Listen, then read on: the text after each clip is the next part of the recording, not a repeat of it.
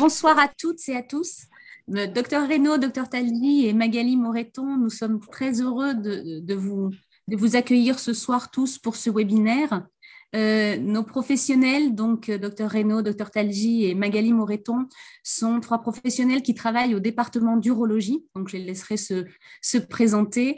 Je suis Karima Tata, donc directrice de la clinique mutualiste.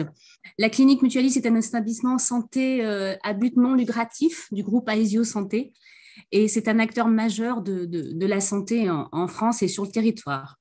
Donc, notre objectif à nous, de groupe Aesio Santé, est de favoriser l'accès aux soins et de qualité pour tous, ceci sans dépassement d'honoraires ou avec un reste à charge maîtrisé.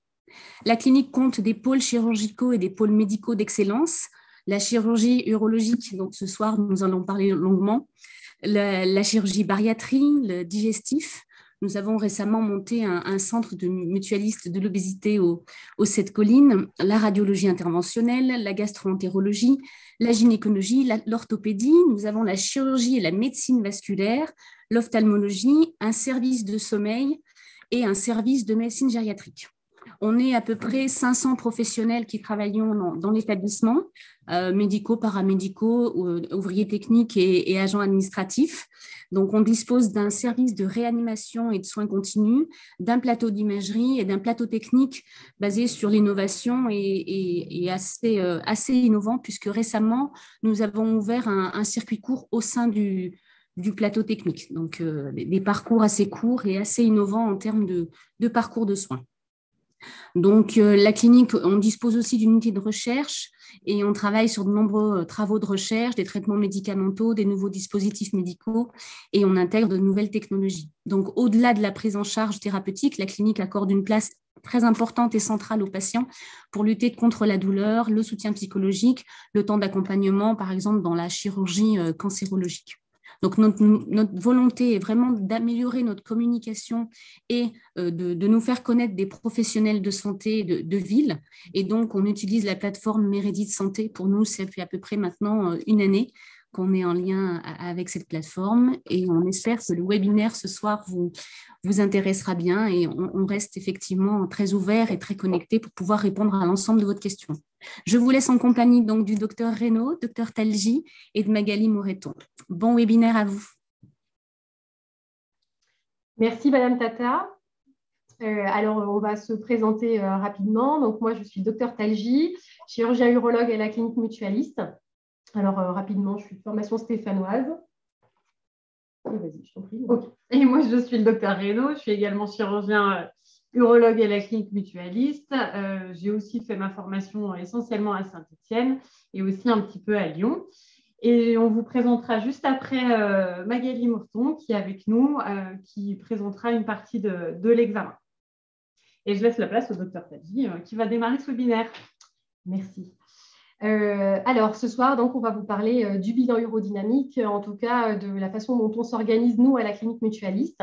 Donc, on va vous parler du parcours patient, on va vous parler des indications du bilan urodynamique, de son interprétation, de la prise en charge et bien sûr de la prise en charge thérapeutique. Rapidement, ça va se passer en 5 parties. Dans un premier temps, on va vous parler du traitement des demandes, des indications, du déroulement de l'examen, de son interprétation et bien entendu des sanctions thérapeutiques qui en découlent. Alors, tout d'abord, le traitement des demandes. Donc là, c'est une partie qui va être purement administrative. Alors, globalement, il y a un numéro de téléphone unique. Donc, c'est pour faciliter les choses. C'est le 0477 12 15 48. C'est un numéro accessible à tous et qui va vous permettre de joindre le secrétariat d'urodynamique. Alors, vous aurez une secrétaire unique qui répond, c'est Catherine Peslon. C'est l'ancienne secrétaire du docteur Annick Lyonnais qui réalisait les bilans urodynamiques jusqu'à présent. Donc, autant dire qu'elle est chevronnée dans la prise de rendez-vous et dans l'organisation administrative du bilan urodynamique. Il y a une adresse mail qui est secrétariat-bud@mutualité-loire.com. Donc, à ces numéros ou cette adresse mail, les patients appellent ou bien les prescripteurs directement. Nos principaux prescripteurs, ce sont les médecins traitants de ville, les gynécologues de ville, éventuellement les neurologues et les sages-femmes, les kinésithérapeutes et parfois certaines spécialités comme les néphros, les endocrinologues. Le protocole administratif, il est établi en 7 points clés. Donc, tout d'abord, les patients ou les prescripteurs appellent le secrétariat et ont Catherine au bout du fil. Catherine va leur demander d'envoyer par mail ou bien par voie postale, mais dans 9 cas sur 10, ça va être par mail, la demande de bilan urodynamique, donc, ou l'ordonnance du prescripteur, à une adresse mail unique, qui est donc secrétariat-bud@mutualitéloire.com. Ensuite, la demande va être analysée par les 2 urologues que nous sommes, donc Dr Reynaud et moi-même, et on va analyser la demande. D'où l'importance de réaliser un courrier le plus détaillé possible. Généralement, donc 9 demandes sur 10 vont effectivement aboutir à un bilan urodynamique, mais parfois le bilan urodynamique peut être précédé d'une consultation simple, parce que parfois une simple débimétrie est suffisante, ou bien parfois on aura besoin de certains examens assez précis, comme la cystoscopie, l'échographie, le scanner. Voilà, c'est une question d'organisation et c'est pour éviter à la patiente de faire plusieurs allers-retours à la clinique. C'est pour lui faciliter un petit peu le parcours. Si la demande est validée, elle va être recontactée, donc la patiente va être recontactée par téléphone pour fixer un rendez-vous. Les délais d'attente peuvent être assez longs. Ça peut aller d'1 mois et demi, mais ça peut être plus long. Là, actuellement, vous voyez, on est en février. Je crois que les demandes, elles vont, les premiers délais, les premières places disponibles, c'est le mois d'avril. Après, évidemment, en fonction de l'urgence de l'examen, du degré d'urgence, on peut essayer d'avancer les rendez-vous. Par téléphone, Catherine va leur expliquer rapidement le déroulement du bilan urodynamique et notamment la notion de délégation de soins avec l'examen qui sera l'enregistrement des courbes qui va être réalisé par notre infirmière spécialisée qui est Madame Moreton. Et ensuite, l'examen clinique qui est réalisé par nous-mêmes, l'interprétation des courbes et la proposition du plan de soins. Les bilans urodynamiques, ils se déroulent 2 jours par semaine, le lundi et le mardi, pour toutes les demandes de bilan urodynamique externes, et le jeudi pour tout ce qui est les bilans urodynamiques de demande interne, c'est-à-dire les demandes que nous réalisons, nous, pour les patients que nous suivons. Et chaque bilan urodynamique dure environ 1 heure. Donc, c'est un examen qui est long, c'est pour ça qu'on prévient les patientes, c'est très long, entre l'enregistrement des courbes, l'examen clinique, la proposition de soins, voilà, un bilan urodynamique, c'est long. Lorsqu'une demande de bilan urodynamique est validée, les patientes vont recevoir par courrier la convocation avec les consignes, et notamment la consigne d'arrêter les traitements anticholinergiques et le reste des consignes administratives. Elles vont recevoir une ordonnance pour réaliser un ECBU qui devra impérativement être réalisé 10 jours avant pour qu'on ait le temps de traiter s'il y avait une infection urinaire ou si l'analyse d'urine était positive. Les patientes reçoivent également la fiche affût du bilan urodynamique. C'est la fiche qui est rédigée par l'Association française d'urologie. C'est une fiche qui est à destination des patientes, qui est très bien faite, qui est rédigée en des termes très simples et qui explique de façon très simple le déroulement d'un bilan urodynamique, ce qu'on attend de cet examen. Et voilà. Elles reçoivent également un calendrier mictionnel très important qui va nous apporter beaucoup d'informations sur leur profil mictionnel, un questionnaire USP que je vais vous présenter juste après. Et encore une fois, elles reçoivent les consignes d'arrêt des traitements à visée urinaire qu'il faut arrêter généralement 10 jours avant le bilan urodynamique, sauf consigne contraire de notre part, les 2 urologues. Donc voilà, vous avez un exemple de calendrier mictionnel où la patiente, elle doit remplir en gros sur 24 heures à quelle heure elle a uriné, le volume qu'elle a uriné. Elle va stadifier son impériosité entre 0 et 4. Elle va quantifier également ses fuites urinaires. Elle va nous signaler si elle a eu besoin de changer ses protections. Et évidemment, à la fin, elle va essayer de nous préciser quelle quantité d'eau elle a ingérée sur ces fameuses 24 heures. Le calendrier mictionnel, il commence le matin au réveil et il va durer 24 heures. Le questionnaire USP, c'est le questionnaire dont je vous parlais. C'est un questionnaire standardisé qui est le questionnaire Urinaris Symptom Profil. C'est un questionnaire qui est très bien fait et qui va nous répondre en 3 scores. Le premier score, c'est le score d'incontinence urinaire à l'effort qui va de 0 à 9. Le second, c'est le score d'hyperactivité vésicale qui va de 0 à 21. Et enfin, le score de dysurie, qui est le 3e score, qui va de 0 à 9 et qui, là encore, va nous donner des informations précises sur les troubles mictionnels présentés par la patiente. Voilà pour le jour du bilan urodynamique. L'ensemble des documents vont être scannés, puisque tous les dossiers sont maintenant informatisés. Le compte rendu va être frappé par les secrétaires. Les courbes sont remises à la patiente, mais le compte rendu que nous allons dicter va être renvoyé au médecin prescripteur. Voilà pour la partie purement administrative du parcours patient du bilan urodynamique, à la clinique en tout cas. Donc, on va poursuivre sur les indications du bilan urodynamique. Donc, comment on va réfléchir? Est-ce qu'on va récupérer effectivement, organiser directement le bilan urodynamique ou d'abord une consultation? Par exemple, tout ça, on le fait en fonction de recommandations qui ont été citées par des sociétés savantes. À savoir, mais les indications sont quand même très larges et comme a dit le docteur Talgi tout à l'heure, 9 demandes sur 10 en fait aboutit directement à un bilan urodynamique.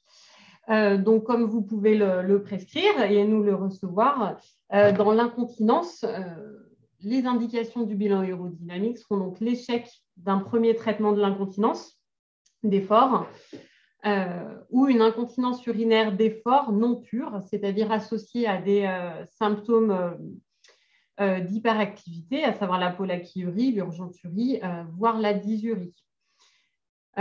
L'échec du traitement de l'incontinence d'effort, vous voyez, ça peut être assez large, et notamment échec de rééducation ou d'un précédent traitement chirurgical. Le bilan urodynamique, on le réalisera également si le résultat change la prise en charge. Alors, c'est une belle phrase, mais c'est vrai que ça peut parfois changer les choses.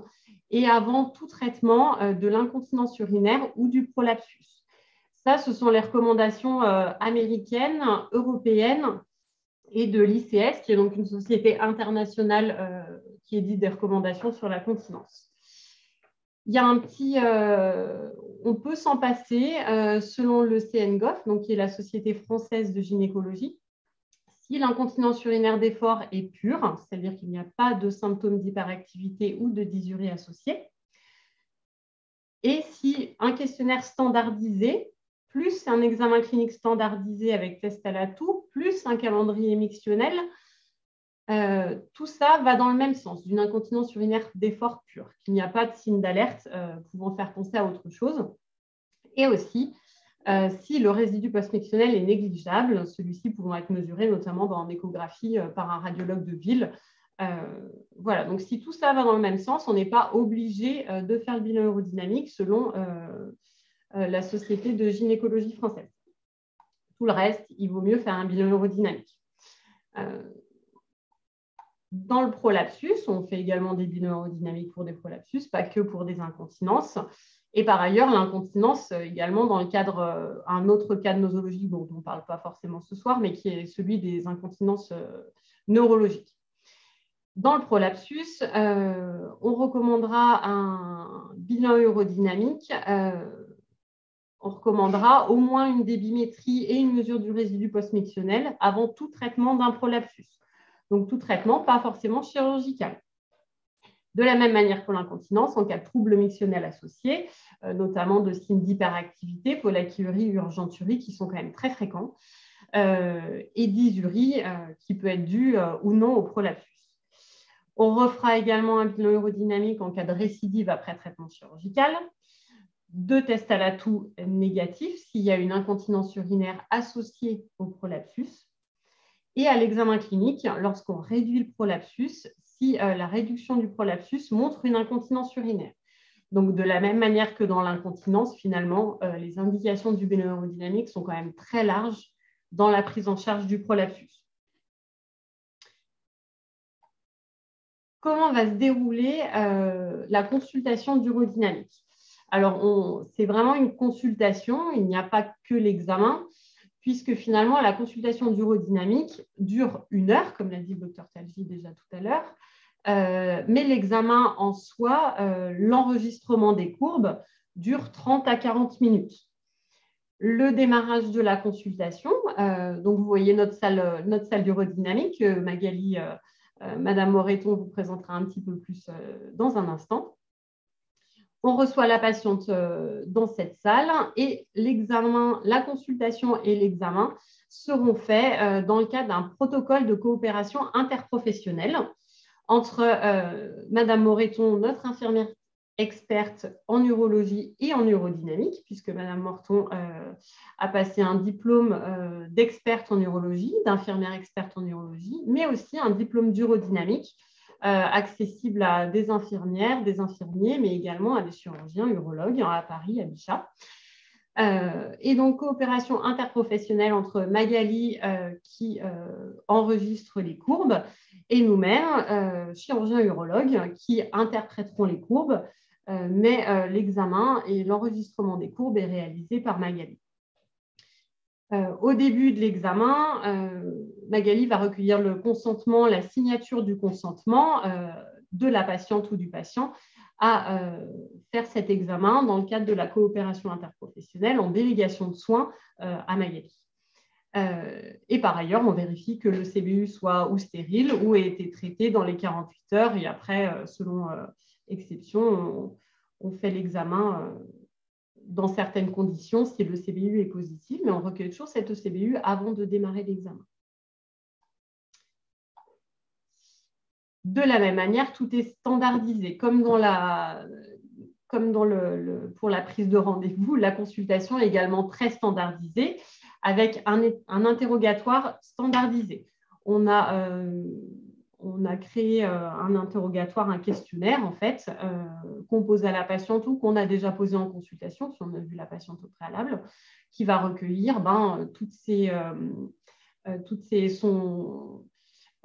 les symptômes urinaires, une colaqueturie, une urgenturie, une dysurie, et également à l'aide de questionnaires standardisés validés. Donc des questionnaires de symptômes, le score USP, dont le docteur Talgi a parlé tout à l'heure, qui nous permet de différencier un petit peu les différents types d'incontinence avec un score d'incontinence d'effort qui sera sur 9, un score d'hyperactivité vésicale sur 21 et un score de dysurie sur 9. Ça permet de comprendre parfois un petit peu mieux les symptômes parce que c'est vrai que dans les troubles fonctionnels, on n'arrive pas toujours à faire la part des choses, ça aide bien. Mais aussi un score de gêne fonctionnel. On va traiter une pathologie fonctionnelle et il faut savoir si elle est gênante ou non. On traitera ou on ne traitera pas ou on ne traitera pas de la même manière. Et ça, pareil, il y a des questionnaires qui ont été validés au niveau international et notamment le score de l'ICIQ ou la dernière question de l'ICIQ, la dernière question de l'IPSS, qui sont en somme des EVA en demandant de 0 à 10 à combien vous gêne votre incontinence, à combien vous gêne votre prolapsus. Tout ça de manière standardisée. Le calendrier missionnel qui aura été rempli au préalable par le patient ou la patiente à la maison sur 24-48 heures. On va également lui demander, parce qu'on prend en charge le patient dans sa globalité, s'il y a des troubles génitosexuels qui sont associés et des troubles anorectaux, notamment une constipation fréquemment associée. C'est aussi l'occasion, le début de la consultation, de récupérer l'ensemble des examens qu'on aura pu prescrire au préalable, notamment lors de votre demande de bilan urodynamique ou lorsqu'on a déjà vu la patiente ou le patient ou la patiente en consultation, à savoir fréquemment une échographie abdominopelvienne ou une IRM dynamique, par exemple, dans le cadre d'un prolapsus, un ASP, une urétrocystographie rétrograde émissionnelle, plutôt dans des cas nosologiques de patients neurologiques. Voilà, le début de la consultation est très standardisé, c'est souvent les mêmes questions, pas toujours les mêmes réponses. Et à ce moment-là, l'examen va démarrer en soi, l'enregistrement des courbes. Et donc, je vais donc laisser Madame Morton, Magali, notre infirmière spécialisée, qui va vous présenter le déroulement de l'examen.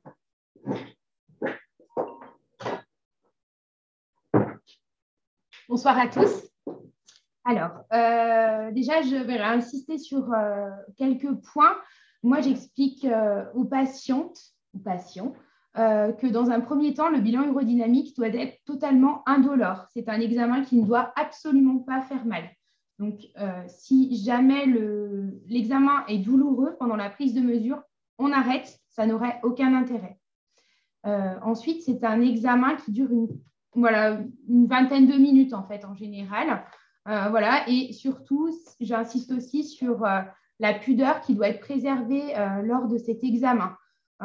J'y suis vraiment très vigilante, on y est toutes très vigilantes à ça. Il faut que le patient se sente à l'aise pour réaliser le bilan urodynamique, sinon ça ne fonctionne pas. Il faut vraiment qu'il y ait une coopération entre le patient et nous, sinon aucun intérêt. On n'est pas là pour traumatiser les gens, ça doit être un examen qui doit être bien vécu par le patient. Hein, très important. Voilà, donc je leur explique que l'examen se divise en 5 mesures différentes. Donc, dans un premier temps, une débimétrie. Donc, une première débimétrie qui consiste à enregistrer la pression du jet urinaire.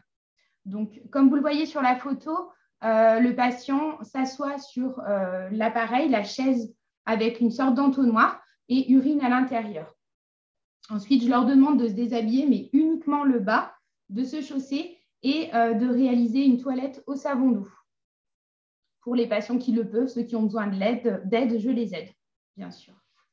Ensuite, je leur demande de me rejoindre auprès de la table d'urodynamique qui se trouve juste à côté. Voilà, en leur disant toujours de ne pas prendre peur en voyant tout ce matériel qui peut être impressionnant.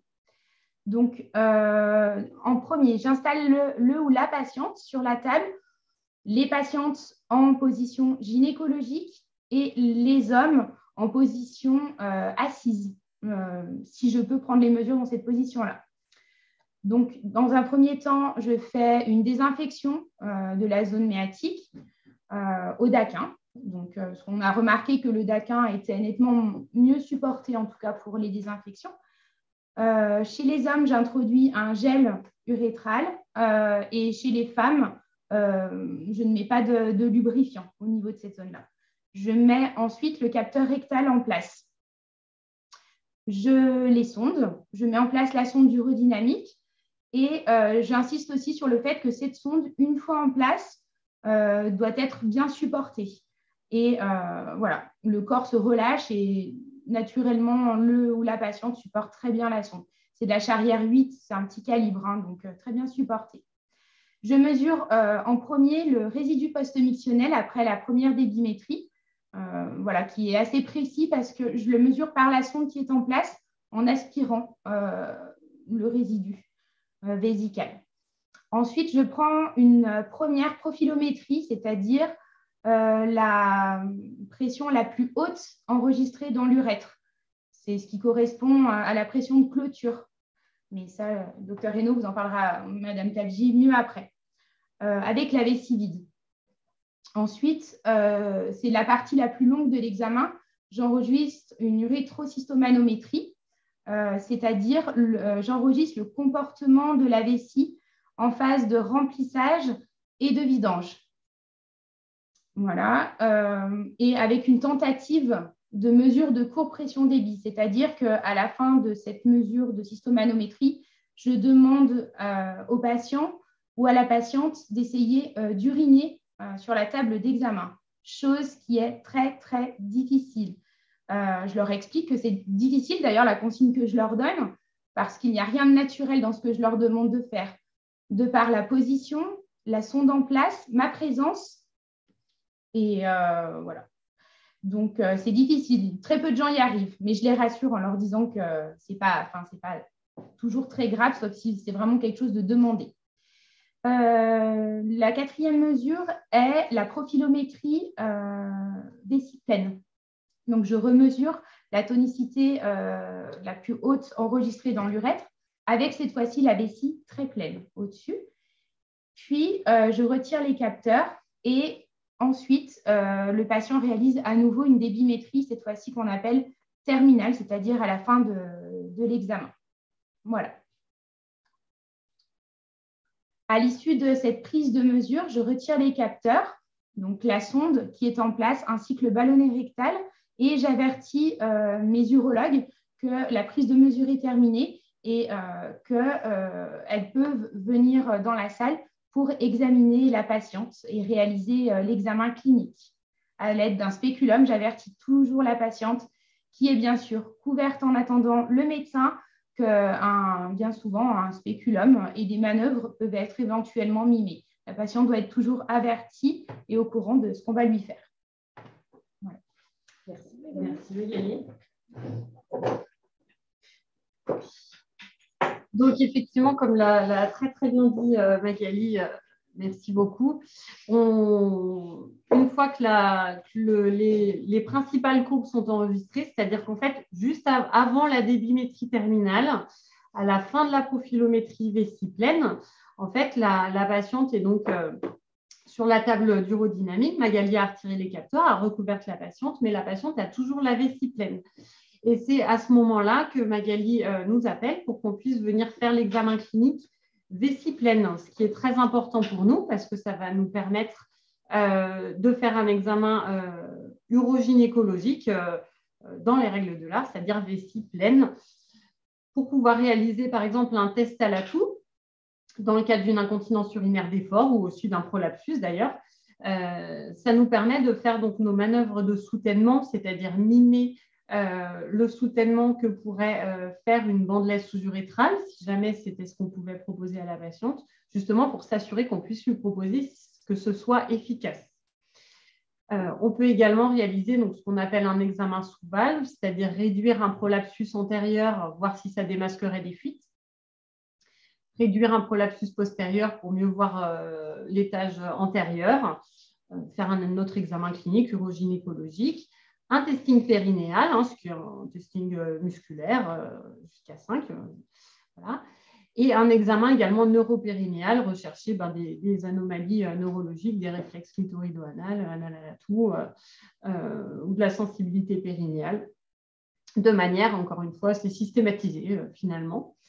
C'est aussi l'occasion pour nous et pour la patiente de ne pas revenir faire un autre examen qui serait nécessaire, mais si on l'a bien anticipé ou on arrive aussi à le faire sur place si on le juge nécessaire, une fibroscopie, par exemple, puisqu'on a des fibroscopes disponibles à la consultation, un calibrage urétral ou un test au PCR, c'est-à-dire mettre en place directement un PCR à la patiente si jamais on juge que c'est si c'est une proposition thérapeutique ou un type de test. Voilà, on peut faire beaucoup de choses. Et dès qu'on a terminé notre examen clinique vessie pleine, à ce moment-là, on demande à la patiente d'aller réaliser la débimétrie terminale. Donc, le tout est dans la même salle, que ce soit le bureau qu'on vous a montré, la table d'urodynamique ou le débimètre, les toilettes.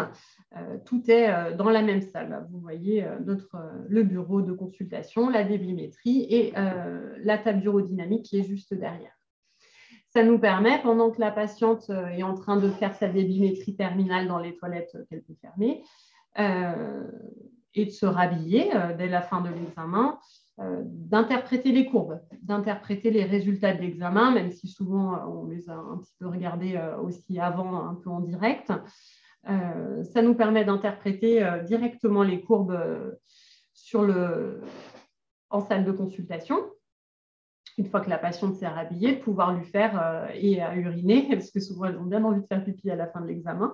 On discute une fois qu'elles se sont rhabillées et on peut faire en direct une proposition thérapeutique puisque nous avons l'ensemble de l'examen clinique, urodynamique, notre questionnaire standardisé. Tout a été fait de manière tout à fait standardisée et la plupart du temps, on a à peu près tout ce dont on avait besoin.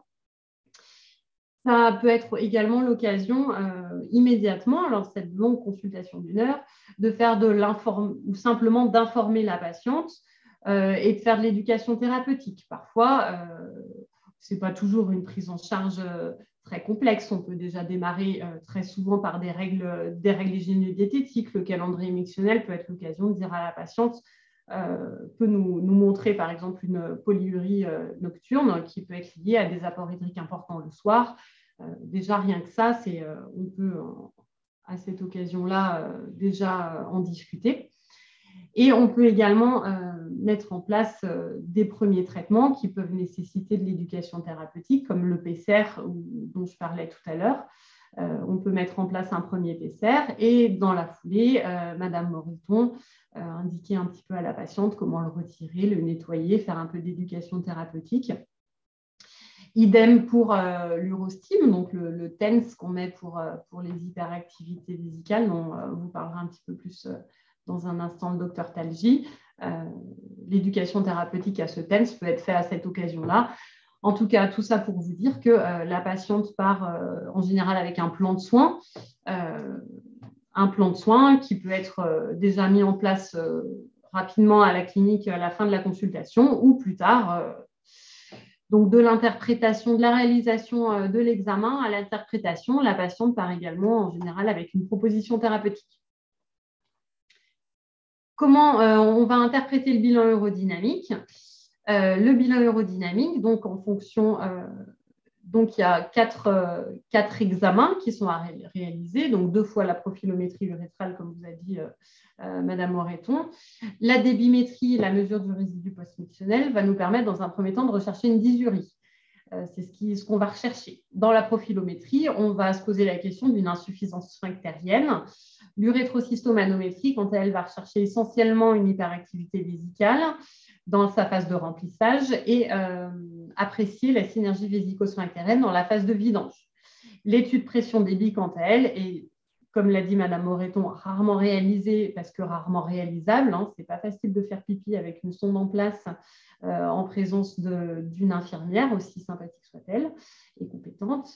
Et par ailleurs, elle ne nous sert finalement, elle n'est indiquée que pas dans tous les cas, beaucoup chez l'homme en général, mais on va y revenir. Et on arrive à voir parfois dans certains comptes rendus d'urodynamique la mesure du basal open pressure qui n'est finalement plus recommandée, donc nous on ne le fait pas. La débimétrie, le premier examen qui démarre le bilan urodynamique, quand il est normal, hein, la débimétrie, quand elle est normale, retrouve une belle courbe en cloche, un temps de vidange de moins de 30 secondes, un débit maximum supérieur à 15 millilitres/seconde, et surtout, ce qui est très important, c'est la mesure du résidu postmictionnel. Donc, Magali va mesurer quand elle démarre l'examen, une fois qu'elle met la sonde d'urodynamique en place, elle va pouvoir retirer, faire comme un hétérosondage et voir ce qui reste. Donc ça, c'est une courbe normale. Et parfois, on a des dysuries qui peuvent être donc des difficultés à uriner, qui peuvent être à type 2G faible, un débit max inférieur à 15 millilitres/seconde, un temps de vidange allongé. En fonction des profils, une dysurie peut être par hypotonie vésicale, une vessie qui se contracte mal, par miction dysfonctionnelle, c'est-à-dire une mauvaise coordination entre le sphincter et la vessie, qu'elle soit fonctionnelle, c'est-à-dire chez une patiente non neurologique, ou une dysynergie vésico-sphinctérienne vraie dans le cadre nosologique de pathologie neurologique. Et une dysurie peut également être par sténose de l'urètre. Donc ça, vraiment, la courbe, elle va nous indiquer plein de choses. Une simple, entre guillemets, débimétrie peut être très informative. Et encore une fois, le résidu postmictionnel qui est très important dans l'examen de débimétrie.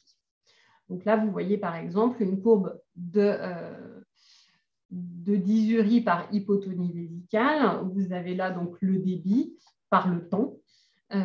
Et donc, vous voyez là une courbe qui est finalement allongée, avec un temps de vie un petit peu allongé, un temps de vidange légèrement supérieur à 30 secondes, un débit maximum qui reste dans les limites de la normale à 21 et un volume résiduel à 10, mais quand même une courbe qui est allongée et aplatie. En fait, ça ne fait pas une belle courbe en cloche, même si finalement toutes les valeurs sont dans les limites de la normale. Et aussi une débimétrie qui montre une dysurie par miction dysfonctionnelle, donc une dysynergie entre le sphincter et la vessie.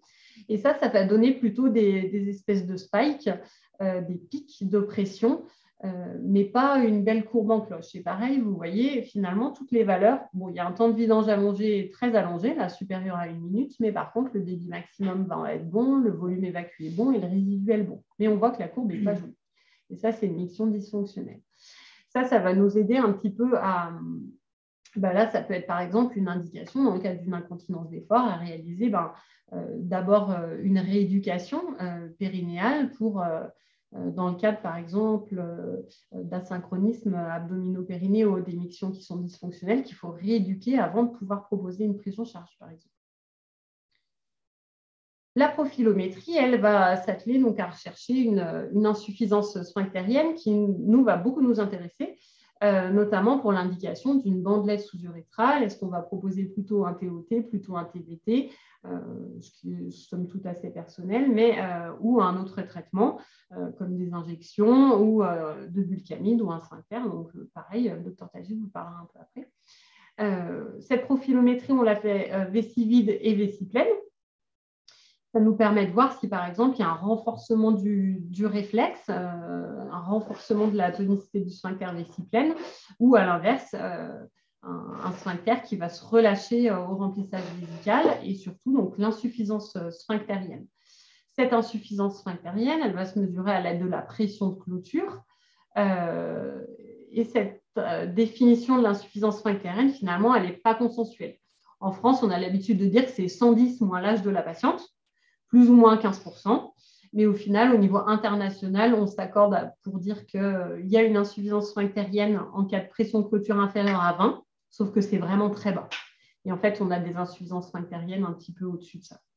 Donc, voilà, comme il n'y a rien de... Enfin, tout n'est pas toujours consensuel. L'examen clinique associé à l'interprétation des courbes est vraiment important. Ça reste un examen dynamique, physiologique, mais qui est tout sauf physiologique. Et donc, vraiment, l'association à l'examen clinique est vraiment importante. La cystomanométrie, elle va permettre de mesurer 4 paramètres de manière systématique. La capacité cystomanométrique, à savoir à combien on arrive à remplir la vessie. La sensibilité donc, de la vésicale tout au long de l'examen, tout au long du remplissage qui se fait via la sonde en place à débit constant, 30 ou 50 minutes en fonction des indications. Et ben, pendant le remplissage, Madame Moreton va systématiquement demander aux patients et aux patientes est-ce que vous sentez que votre vessie se remplit? Ça sera le premier besoin, première sensation de remplissage. Dites-moi quand vous ressentez un besoin normal qui vous ferait vous lever pour aller aux toilettes si vous étiez chez vous. Et le besoin vraiment irrépressible qui sera le dernier besoin. Et ça, voilà, je vous ai mis les valeurs globales physiologiques qui sont très variables en fonction des gens et qui seront, même dans les limites de la normale, qui seront très variables en fonction des gens. La compliance, donc c'est la capacité de la vessie à se remplir à pression constante. On peut trouver des troubles de la compliance, notamment dans les vessies radiques ou ce genre de choses, qui se mesurent le delta du volume sur le delta de la pression et qui doit être supérieur à 30 cm d'eau. Et l'activité, ce qui nous intéresse beaucoup, puisque l'urétrocystomanométrie va rechercher notamment une hyperactivité détrusorienne, comme je vous disais tout à l'heure. Donc ça, c'est une urétrocystomanométrie normale. Vous voyez ici le remplissage à pression constante jusqu'à une capacité à 545 cc. La compliance a été mesurée normale également à 95 millilitres par centimètre d'eau. Donc ça, on va le voir, même sans le mesurer stricto sensu, par cette pression détrusorienne qui reste stable tout au long du remplissage. Je vous disais, la compliance, c'est la capacité de la vessie à se remplir à pression constante. La pression détrusorienne reste constante tout au long du remplissage, donc la compliance est normale. Sinon, elle était mesurée, elle est supérieure à 30. Et cette pression détrusorienne, elle reste stable, il n'y a pas d'hyperactivité qui se manifesterait sous forme de spike, de pic, comme je vous montrerai sur la diapo d'après. Et également la sensibilité qui est notée par Magali à chaque besoin ressenti par la patiente. Le premier besoin qui semble être un petit peu précoce à 86, le deuxième à 179 et enfin le dernier à 450. Ça devient urgent. C'est une sensibilité tout à fait normale. Voilà, un bilan aérodynamique normal. À l'inverse de ce bilan, qui montre une hyperactivité détrusorienne, c'est-à-dire vraiment le muscle vésical qui se contracte de manière non contrôlée, ce qu'on appelle une contraction non inhibée du détrusor, qui est donc ces spikes que vous voyez sur la pression détrusorienne qui se trouve sur cette courbe-là. Ces montées de pression sont anormales. Ce n'est pas une miction volontaire de la patiente. La patiente, elle va bien vous dire « j'ai envie ». Très souvent, c'est concomitant de besoins qui peuvent être urgents. Ça, c'est une hyperactivité détrusorienne, cystomanométrique, à ne pas confondre avec l'hyperactivité vésicale clinique, les symptômes de pollakiurie, d'urgenturie. Souvent, les deux sont associés. Il y a une hyperactivité vésicale clinique, la patiente va se plaindre de pollakiurie et on retrouvera une hyperactivité détrusorienne au bilan aérodynamique. Mais l'hyperactivité vésicale peut se retrouver seule, idiopathique, sans hyperactivité détrusorienne. Souvent, ça peut être des vessies neurologiques, mais pas toujours. Cette activité, hyperactivité, elle peut être associée ou non à des fuites. La patiente peut dire j'ai un besoin urgent, on voit une contraction non inhibée, mais il n'y a pas forcément de fuite. Dans ces cas-là, on peut continuer le remplissage.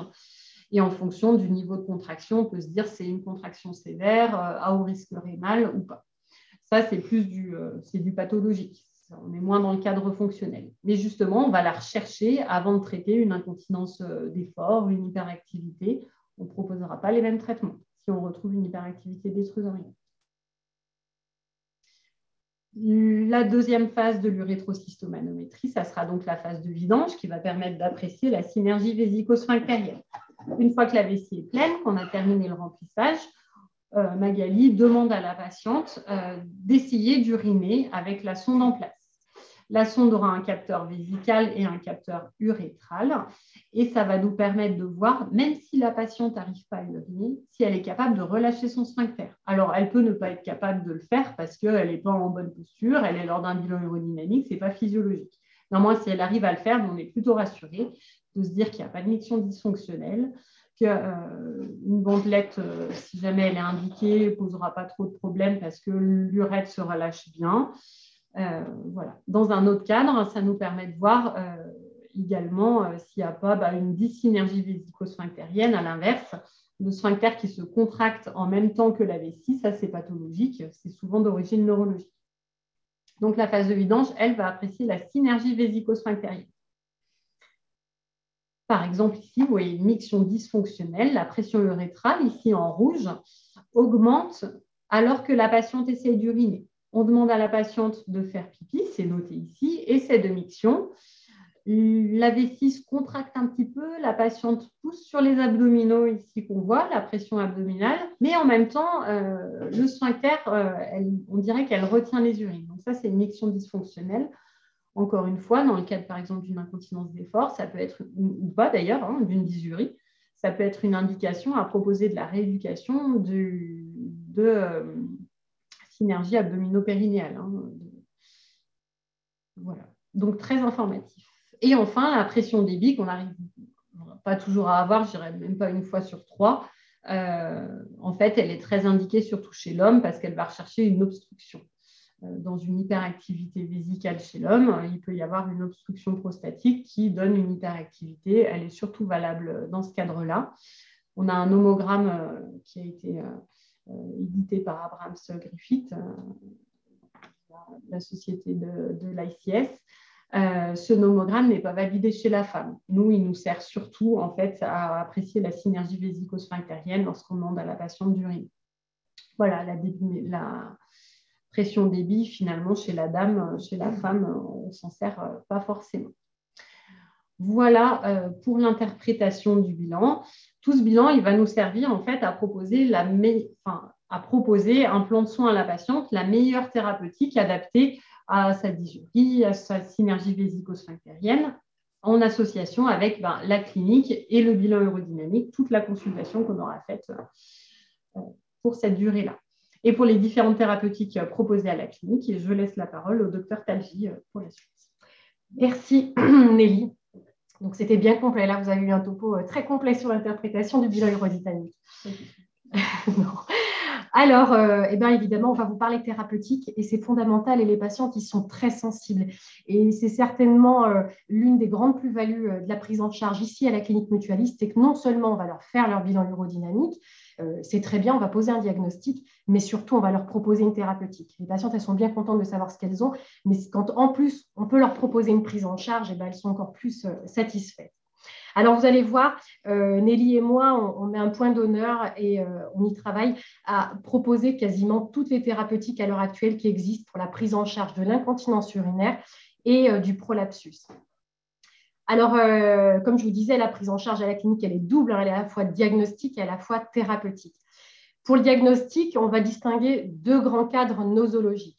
Tout d'abord, en ce qui concerne l'incontinence urinaire, donc grâce au bilan urodynamique, on va pouvoir savoir si cette incontinence elle est à l'effort, si elle est par hyperactivité vésicale, si, comme souvent, elle est mixte, c'est-à-dire qu'il y a un petit peu d'effort, un petit peu d'hyperactivité vésicale, et enfin, si elle est neurologique, C'est là aussi une part importante de notre activité, les patients neurologiques, donc les scléroses en plaques, les Parkinson, voilà, tous ces patients qui nous sont adressés par les médecins rééducateurs, par les neurologues ou par les médecins traitants. Et on distinguera également le prolapsus urogénital, qui est une pathologie aussi qu'on bilantera par bilan urodynamique. Donc, il peut être partiel, il peut être complet. Et en fonction de la gêne, évidemment, on proposera un traitement. Alors, on va distinguer les traitements non chirurgicaux des traitements chirurgicaux, parce qu'encore une fois, comme je vous disais, on essaye de balayer vraiment tous les traitements possibles dans ces deux pathologies, qui sont l'incontinence et le prolapsus. Tout d'abord, les traitements non chirurgicaux de l'incontinence urinaire. Tout d'abord, comme Nelly vous a dit tout à l'heure, et c'est fondamental, on commence par les règles hygiéno-diététiques. Tous les examens, que ce soit le questionnaire USP, le calendrier mictionnel, vont parfois nous permettre à nous, mais aussi à la patiente, d'objectiver très simplement peut-être des mauvaises habitudes. Voilà, une patiente qui va boire 3 litres d'eau par jour, mais qui ne s'en rend pas compte, mais nous, on va le voir parce qu'on va avoir une diurèse de 3 litres par 24 heures. Évidemment, on va lui demander de restreindre un petit peu la boisson, ou alors on va essayer de comprendre pourquoi elle boit autant. Donc, les règles hygiéno-diététiques, c'est des choses très simples et qui parfois, comme avait dit Nelly tout à l'heure, et c'est très juste, qui peuvent parfois se suffire à eux-mêmes. Donc, demander à une patiente d'arrêter les boissons à partir de 17 heures pour lutter contre une nicturie, ou bien demander la restriction hydrique à 1,5 litre par 24 heures, ce qui est suffisant pour la plupart des patientes. Voilà, c'est des choses très simples et qui ont une grande efficacité. Ensuite, on va avoir recours à la rééducation périnéale. Donc, c'est là que tous les kinésithérapeutes de ville, les sages-femmes jouent un rôle absolument capital. C'est que dans ces pathologies qu'on bilante par bilan urodynamique, je pense que la rééducation périnéale a quasiment tout le temps sa place. J'avais un de mes anciens maîtres qui disait, j'aime beaucoup cette expression, que finalement, ce n'était pas de la rééducation périnéale, mais c'était de l'éducation périnéale, parce qu'il ne faut pas oublier que pour la plupart des patientes et des patients, le périnée, c'est finalement une grande nébuleuse qu'on ne connaît pas. Donc, aller voir un kinésithérapeute ou une sage-femme pour la rééducation périnéale, c'est tout le temps bénéfique. On insiste toujours sur ce point-là. Ensuite, on va avoir recours à l'œstrogénothérapie. Alors là, c'est nos amis gynécologues et sages-femmes qui connaissent bien. Il y a pas mal d'études qui ont prouvé, alors l'efficacité, elle n'est pas transcendante, mais parfois l'œstrogénothérapie, particulièrement évidemment chez la femme ménopausée, ça peut être bénéfique, particulièrement dans l'incontinence urinaire à l'effort. Et d'une manière générale, ça va améliorer le confort vaginal chez la femme et ça peut améliorer l'incontinence urinaire à l'effort. Ensuite, on va avoir recours très souvent dans l'hyperactivité vésicale aux anticholinergiques. Donc, c'est le Toviaz, le Vésicar, le Céris que vous voyez passer, anciennement l'oxybutinine, mais qui maintenant est un peu désuet, et plus récemment le bêta-3 mimétique qui est le Betmiga. Tous ces traitements ont pour vocation de calmer l'hyperactivité vésicale. Bien souvent, ils sont efficaces. Ce qui est souvent problématique, c'est les effets indésirables qui sont mal tolérés. Les effets indésirables, c'est la bouche sèche ou la constipation. Donc, parfois, c'est problématique parce que le traitement est efficace, mais les patients l'arrêtent en raison d'une mauvaise tolérance. Le Betmiga, quant à lui, c'est un traitement d'apparition plus récente. C'est un traitement qui a l'avantage de n'avoir quasiment aucun effet indésirable. En revanche, étant donné que son efficacité n'a pas été clairement prouvée, il n'est pas remboursé par la sécurité sociale. Le SMR, ce qu'on appelle le service médical rendu, est faible, donc il n'est pas remboursé. Et c'est un traitement qui a quand même un certain coût, donc toutes les patientes ne pourront pas se permettre de se payer ce traitement-là. Mais voilà, il faut savoir qu'il existe et qu'on est amené à le prescrire régulièrement. Voilà pour les anticholinergiques. Ensuite, le fameux urostime, donc la neurostimulation tibiale postérieure. C'est un traitement de première ligne de l'hyperactivité vésicale, là encore. On l'utilise souvent quand les anticholinergiques ont été essayés sans succès ou lorsque les anticholinergiques sont contre-indiqués. Là, on a la chance d'avoir encore une fois Magali, notre infirmière spécialisée qui forme les patientes à l'urostime. Et voilà, c'est un traitement qui reste efficace et indiqué en première intention dans l'hyperactivité vésicale. Enfin, on a les autosondages. Les laboratoires ont élaboré des formes de sondes à chaque fois plus perfectionnées. Donc, on a aujourd'hui un large panel de sondes pour les autosondages, que ce soit chez l'homme ou chez la femme. C'est des sondes qui sont évidemment stériles, à usage unique, qui sont de plus en plus pratiques à l'utilisation. parce que les labos ont bien compris que pour que les patients soient observants, c'est-à-dire qu'ils réalisent bien leurs autosondages, il faut que la sonde soit pratique à manier. Les autosondages, on aura recours évidemment dans le cas de vessie rétentionniste ou lorsque les résidus post-mictionnels sont significatifs, c'est-à-dire supérieurs à 150 millilitres et qui sont symptomatiques. Voilà pour les traitements non chirurgicaux de l'incontinence urinaire. Les traitements non chirurgicaux du prolapsus urogénital, eh bien, le premier, c'est la surveillance, puisque là aussi, il est fondamental de bien faire comprendre aux patientes qu'un prolapsus urogénital qui n'est pas gênant ne doit pas être traité, que ce soit par PCR ou par chirurgie. Un prolapsus urogénital qui aurait été découvert en consultation ou découvert par la patiente, mais qui ne serait pas gênant, se surveille tout simplement. Pour les prolapsus qui sont gênants, mais pour les patientes qui sont soit contre-indiquées à la chirurgie ou soit qui refusent tout simplement la chirurgie, eh bien, on a recours au PCR. Donc, les PCR peuvent avoir toutes les formes possibles et imaginables, donc l'anneau, le cube, le PCR en forme de donut ou le PCR bouton. Voilà, ce sont des PCR qu'on met en place très facilement et qui soulagent, qui ont l'avantage de soulager de façon immédiate le prolapsus et qui ont aussi l'avantage d'être réversibles. C'est-à-dire que voilà, une patiente qui ne tolérerait pas son PCR eh bien, pourrait le retirer sans aucune difficulté, avec évidemment la récidive de son prolapsus. Une autre indication aussi du PCR, j'oubliais, c'est parfois en pré-thérapeutique, c'est-à-dire en pré-chirurgie. Parfois, on réalise ce fameux test au PCR, comme vous disait Nelly tout à l'heure, c'est-à-dire qu'en fin de bilan urodynamique, une patiente qui présenterait un prolapsus important et qui dirait être gênée, qui souhaiterait réfléchir avant une éventuelle chirurgie, pourrait bénéficier d'un test au PCR. C'est-à-dire qu'on mettrait le PCR en place et ça lui laisserait le temps de voir si elle le tolère bien, si elle le supporte bien, et voir par la suite si elle souhaite le conserver au long cours ou si elle souhaite, quelque temps après, passer au traitement chirurgical. Voilà pour le PCR. Maintenant, les traitements chirurgicaux. Donc, tout d'abord, les traitements chirurgicaux de l'incontinence urinaire. On va parler tout d'abord de l'incontinence urinaire à l'effort. Le premier traitement chirurgical de référence, c'est bien sûr la bandelette sous-urétrale qui est très largement répandue.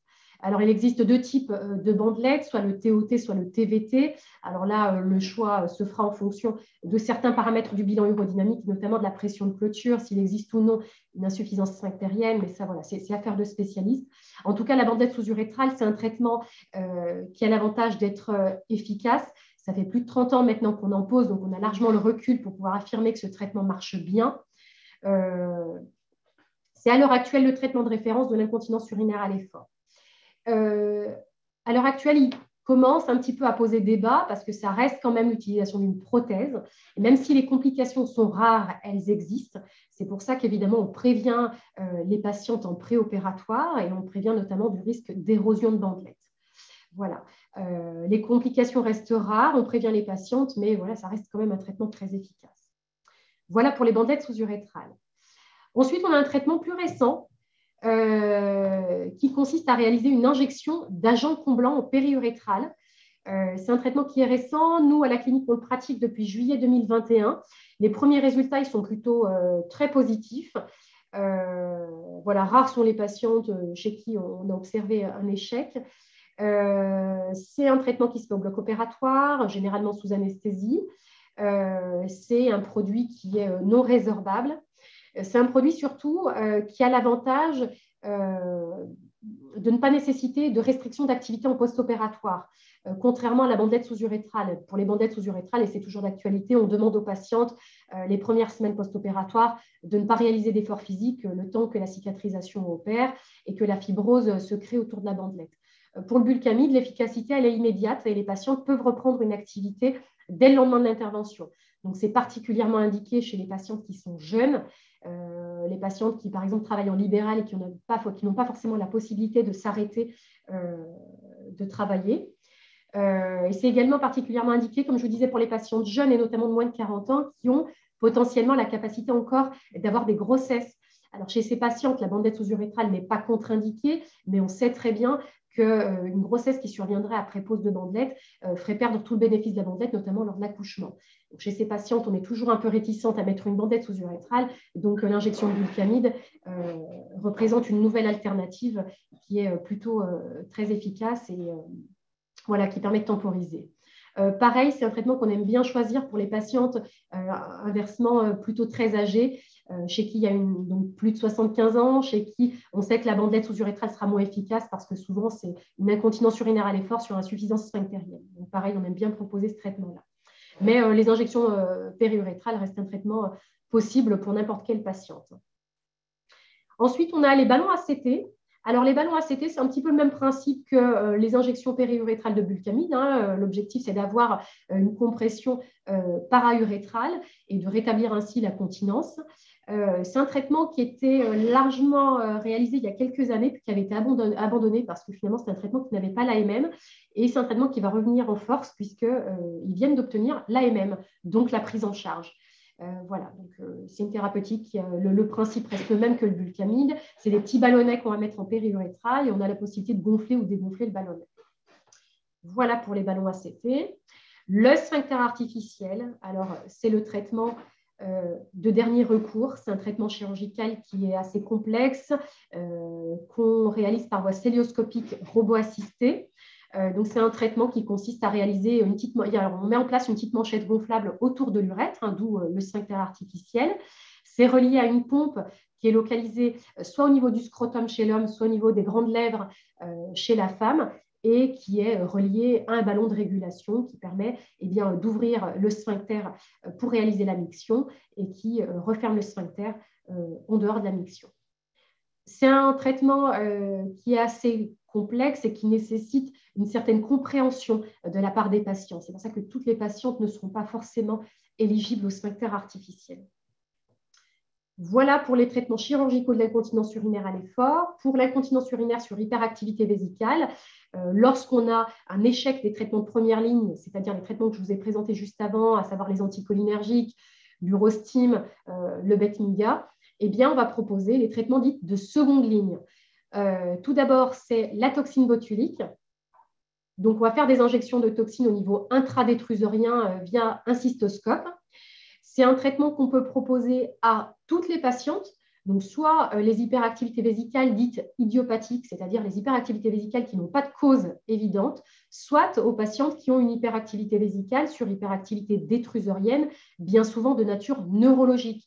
Donc les scléroses en plaques, les patients qui ont les blessés médulaires, voilà, toutes ces pathologies qui génèrent des vessies neurologiques. La seule chose qui changera entre les patientes idiopathiques et les patientes neurologiques, c'est la quantité de Botox. Chez les idiopathiques, on pourra faire 50, 100, voire 150 unités de Botox. Chez les patientes neurologiques, on commencera à 200 unités. Le prérequis pour le Botox, pour réaliser les injections de Botox, c'est la maîtrise des autosondages. Et souvent, ce critère est un frein pour les patientes qui ne veulent pas s'autosonder, mais les recommandations sont claires. Pour que nous puissions réaliser des injections intradétrusoriennes de Botox à une patiente, il faut que ce soit une patiente qui maîtrise les autosondages. Alors évidemment, aux doses de 50 ou de 100 unités, la survenue d'une rétention aiguë d'urine est peu probable, mais reste probable. Inversement, pour les patientes neurologiques, quand on commence à la dose de 200 unités, on est quasiment certaine de bloquer la vessie. Donc, le recours aux autosondages sera inévitable. Voilà, donc le prérequis pour les injections de Botox, c'est évidemment la maîtrise des autosondages. Là encore, on a la chance d'avoir des infirmières spécialisées en consultation qui vont prendre le temps d'apprendre aux patientes à réaliser ces autosondages. Soit elles y arrivent très bien et auquel cas, on les reverra en consultation et l'indication de Botox sera retenue. Soit les infirmières nous disent non, la patiente n'arrive pas, là où le patient ne réussit pas à faire ses autosondages, auquel cas, ce sera une contre-indication aux injections de Botox. Et le deuxième traitement de l'hyperactivité vésicale, encore une fois en deuxième ligne, toujours après l'échec des anticholinergiques, du Betminga et de l'urostim, c'est la neuromodulation sacrée.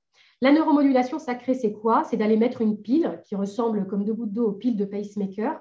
C'est une pile qu'on va mettre au niveau de la fesse et qui va être reliée à une électrode qu'on va insérer au niveau du troisième trou sacré.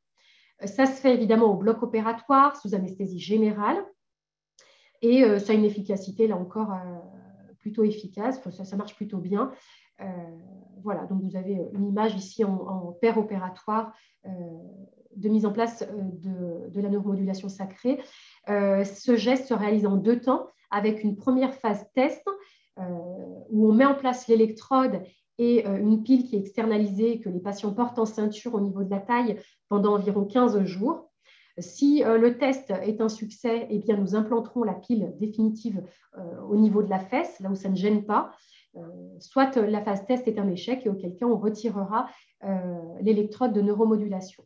Le fait d'avoir ce geste en 2 temps, en apparence, ça peut paraître lourd, mais en réalité, c'est vraiment, à mon sens, quelque chose de très positif parce que c'est un traitement qui offre cette possibilité d'avoir une phase test pour savoir si oui ou non ça fonctionne. Donc, pendant les 15 jours de phase test, on demande vraiment aux patientes de mener une vie normale pour savoir si oui ou non cette stimulation en S3 est efficace sur leur vie quotidienne. C'est-à-dire, est-ce qu'on a amélioré leurs impériosités? Est-ce qu'on a amélioré la polacurie? Donc, évidemment, quand on va les revoir pour évaluer la phase test, on va leur demander de remplir un calendrier mictionnel et qu'on pourra comparer au calendrier mictionnel préopératoire pour savoir si oui ou non on a une correction significative de la polacurie et des impériosités. Voilà pour la neuromodulation. Donc ça, c'était les traitements chirurgicaux de l'hyperactivité vésicale.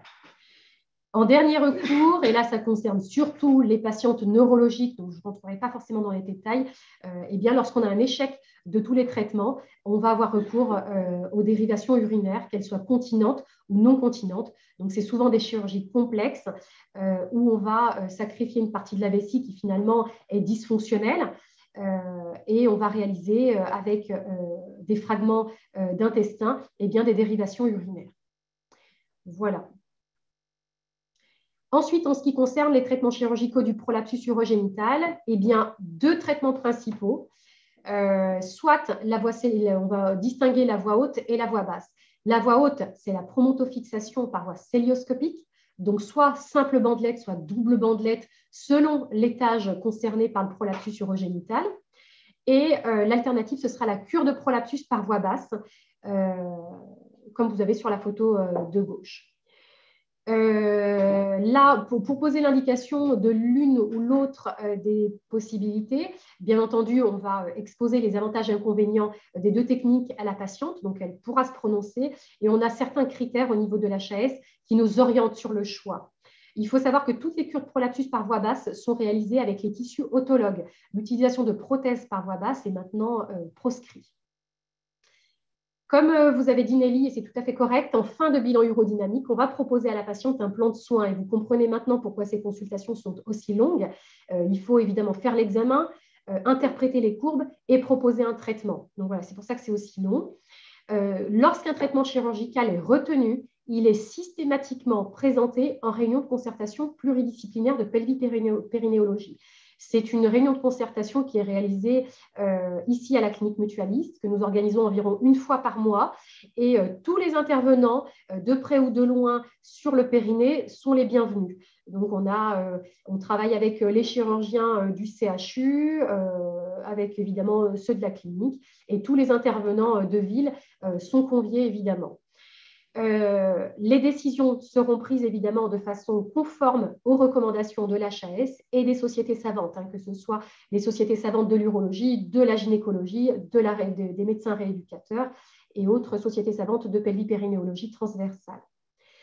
Pour info, juste un mot sur l'incontinence urinaire associée, qui serait associée au prolapsus. Là encore, on se conforme aux recommandations qui, depuis 2016, recommandent de réaliser une chirurgie en 2 temps, c'est-à-dire qu'on va expliquer aux patientes que quand bien même elles présenteraient une incontinence urinaire à l'effort en préopératoire, les recommandations veulent qu'on corrige le prolapsus dans un premier temps et qu'on évalue en post-opératoire la situation, puisque les statistiques ont montré que 2/3 des patientes vont être corrigées de leur incontinence urinaire à l'effort lors de la correction du prolapsus et seulement 1/3 des patientes présenteront soit l'apparition d'une incontinence urinaire à l'effort ou soit la persistance d'une incontinence urinaire à l'effort en post-opératoire. Et c'est seulement en post-opératoire qu'on pourra décider de ce traitement d'incontinence urinaire à l'effort et probablement soit par pose de bandelette sous-urétrale, soit par injection périurétrale de bulkamide. Voilà. Mais je dis, il faut bien distinguer les 2 temps opératoires pour être dans les clous des recommandations. Un dernier mot sur les recommandations.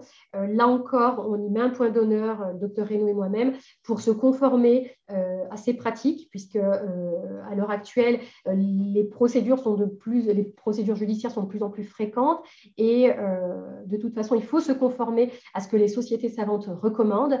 Alors, je vous ai mis les deux principales recommandations, donc celle de 2016, où la Société française d'urologie, de gynécologie, la CIFUD-PP, la SNF-CP et la SCGP, qui sont des sociétés savantes de pelvipérinéologie, se sont mis d'accord pour mettre en place une synthèse sur les recommandations pour le traitement chirurgical du prolapsus. Et en 2021, l'HAS a également mis en place des recommandations. Tout ça, ça a fait suite un petit peu aux polémiques qu'il y a eu sur l'utilisation des prothèses et les complications qu'il y avait eu sur l'utilisation des prothèses. Voilà, donc toutes nos pratiques sont réglementées par des recommandations et nous appliquons ces recommandations évidemment, et notamment via ces réunions de concertation pluridisciplinaires que nous organisons une fois par mois. D'ailleurs, vous y êtes tous conviés, tous les professionnels qui touchent de près ou de loin à la pelvipérinéologie sont conviés à ces réunions de concertation pluridisciplinaires. Il ne faut pas hésiter à nous contacter pour qu'on vous donne les dates exactes. Une fois par mois, généralement. Voilà, donc on vous remercie pour votre attention. On espère qu'on n'a pas été trop longue. On vous remet les coordonnées du secrétariat d'urodynamique. Juste un dernier petit mot, si je peux me permettre. Magali, toujours notre infirmière spécialisée, elle a fait un énorme travail de récolte des coordonnées de tous les praticiens de ville qui réalisaient la rééducation périnéale. Évidemment, on a établi une liste, mais on précise bien aux patientes que cette liste est non exhaustive. C'est pour ça que s'il y a des sages-femmes ou des kinésithérapeutes qui nous entendent, si vous faites de la pelvipérinéologie, n'hésitez pas à nous contacter via le numéro de téléphone ou l'adresse mail que vous voyez pour nous envoyer vos coordonnées et nous, on se fera absolument un plaisir de vous adresser les patientes qui seront concernées par la rééducation périnéale. Voilà, merci.